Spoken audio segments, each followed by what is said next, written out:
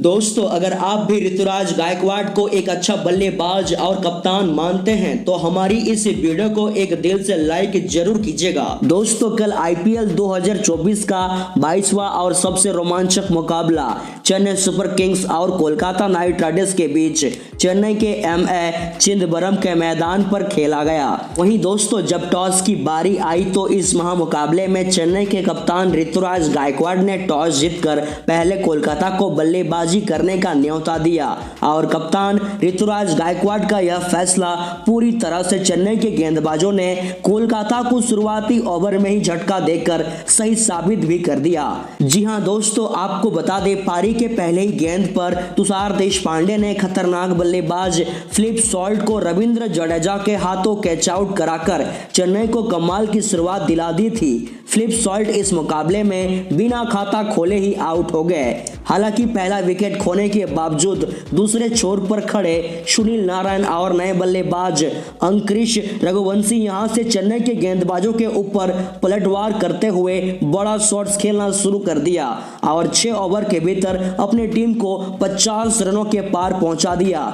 चेन्नई पहला विकेट लेने के बावजूद इस मुकाबले में दबाव में दिखाई दे रही थी। सुनील नारायण और अंकुरिश रघुवंशी के बीच दूसरे विकेट के लिए 56 रनों की एक बेहतरीन पार्टनरशिप भी पूरी हो चुकी थी, लेकिन फिर इसके बाद रविंद्र जडेजा ने एक ही ओवर में कोलकाता को और 2 बड़ा झटका देकर इस मुकाबले में चेन्नई की शानदार वापसी कराई। आपको बता दें, पारी के 7वें ओवर में रविंद्र जडेजा ने सबसे पहले अंकुरिश रघुवंशी को एलबीडब्ल्यू आउट करके उनको 25 के स्कोर पर पवेलियन भेजा। फिर इसी ओवर में रविंद्र जडेजा ने दूसरे छोर पर खड़े सुनील नारायण को भी महेश दीक्षित के हाथों कैच आउट कराकर अब कोलकाता को इस मुकाबले में बैकफुट में धकेल दी थी। आपको बता दें, सुनील नारायण इस मुकाबले में 27 रन बनाकर आउट हुए।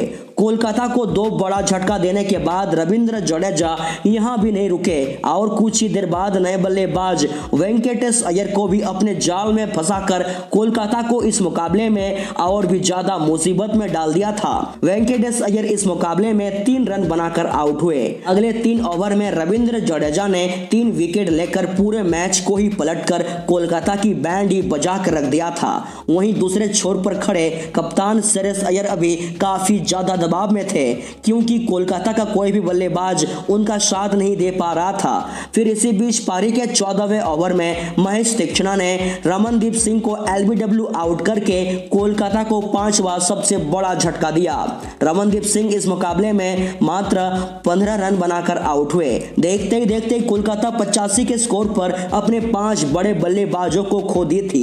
अब यहां से इस मुकाबले में चेन्नई के सामने एक बड़ा स्कोर खड़ा करने के लिए कोलकाता को एक बड़ी पार्टनरशिप की जरूरत थी, लेकिन दूसरे छोर से तुषार देशपांडे ने एक बार फिर से खतरनाक गेंदबाजी करते हुए पहले रिंकू सिंह को 9 के स्कोर पर बाहर भेजा, तो वहीं कुछ ही देर बाद तुषार देशपांडे ने आंद्रे रसल को 20 के स्कोर पर सस्ते में आउट करके कोलकाता की धज्जियां ही उड़ा कर रख दिया था, जिसके चलते कोलकाता चेन्नई के सामने 20 ओवर में मात्र 137 रन ही खड़ा कर पाई। आपको बता दें, इस मुकाबले में कोलकाता के लिए सबसे ज्यादा कप्तान श्रेयस अय्यर ने 34 रन बनाए। वहीं जवाब में कोलकाता से मिले 138 रनों के छोटे से लक्ष्य का पीछा करने उतरी चेन्नई की टीम की शुरुआत शानदार रही, जहां सचिन रविंद्र और कप्तान ऋतुराज गायकवाड़ ने मैदान पर कदम रखते ही तूफानी अंदाज में बल्लेबाजी करते हुए मात्र 3 ओवर में ही अपने टीम को 27 रनों तक पहुंचा दिया।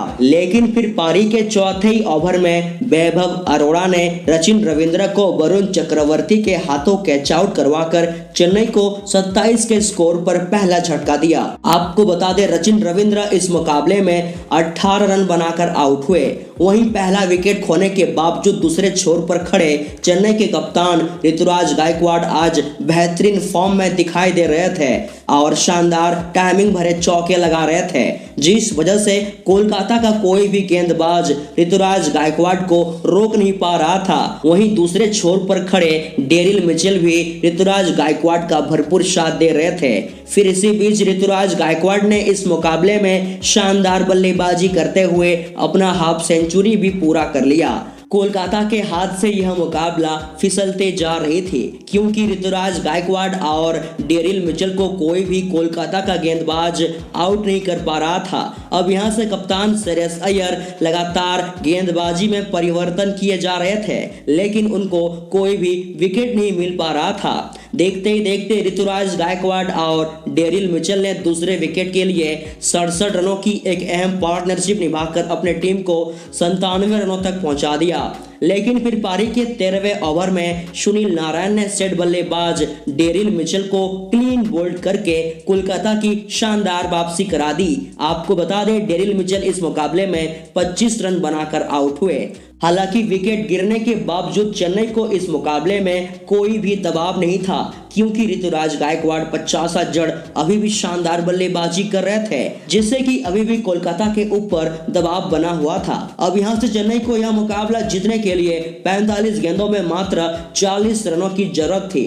ऋतुराज गायकवाड के बाद अब इम्पैक्ट खिलाड़ी के तौर पर उतरे शिवम दुबे ने कमाल की बल्लेबाजी करते हुए आते ही मैदान के चारों तरफ चौके और छक्के लगाना शुरू कर दिया। लेकिन शिवम दुबे इस मैच को फिनिश नहीं कर पाए और फिर पारी के 17वें ओवर में वैभव अरोड़ा ने सेट बल्लेबाज शिवम दुबे को एलबीडब्ल्यू आउट करके उनकी खतरनाक पारी का अंत कर दिया। आपको बता दें, शिवम दुबे इस मुकाबले में 18 गेंदों में 28 रनों की तूफानी पारी खेल आउट हुए। अब यहां से चेन्नई को यह मुकाबला जीतने के लिए मात्र 3 रनों की जरूरत थी, जहां इसके बाद ऋतुराज गायकवाड ने एक कमाल का चौका लगाकर कोलकाता को 7 विकेट से हराकर चेन्नई को इस मुकाबले में धमाकेदार जीत दिला दी। आपको बता दें, इस मुकाबले में ऋतुराज गायकवाड ने शानदार बल्लेबाजी करते हुए मात्र 58 गेंदों में 67 रनों की कप्तानी पारी खेली। इस मुकाबले में चेन्नई ने पहले शानदार गेंदबाजी की। आपको बता दें, रविंद्र जडेजा और तुषार देशपांडे ने सबसे ज्यादा 3-3 विकेट चटकाए, तो वहीं उसके बाद बल्लेबाजी में ऋतुराज गायकवाड और शिवम दुबे ने भी काफी बेहतरीन बल्लेबाजी कर चेन्नई को जीत दिला दी।